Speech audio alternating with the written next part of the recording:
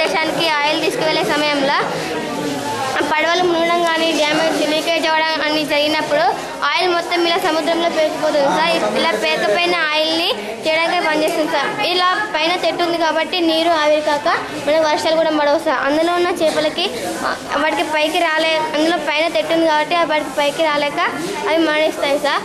చేపలు చేయడానికి అనేక పక్షులు వస్తుంటాయి. వాటి రెక్కలకి ఆయిల్ అనుకొని ఎగరలేక అవి కూడా మరణిస్తాయి sir.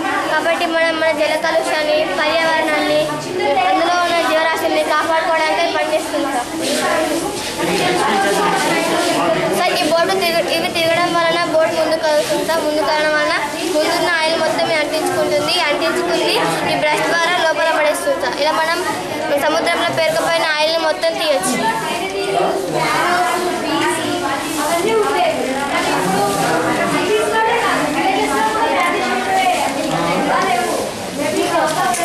Wonderful concept you made, wonderful.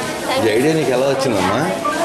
Sir మేము విశాఖపట్నంలో పడవలు తీసుకెళ్తున్న బోటు మునగడం అనేది న్యూస్ పేపర్లో ఇస్తాం సార్. న్యూస్ పేపర్లో ఇస్తాం మా సార్ని అడిగాము. నేను కొంచెం వెనక్కి జరుపు, వెనక్కి పెట్టు,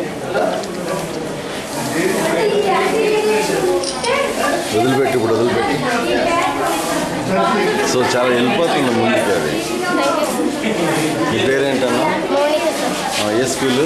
జెడ్పీహెచ్ఎస్ గోరవెల్లి, మండల్ హుస్నాబాద్, డిస్ట్రిక్ట్ కరీంనగర్. చాలా బాగా చేసాము, ఇది చాలా బాగా తయారు చేసాం. Wonderful. What's your ambition? Scientist.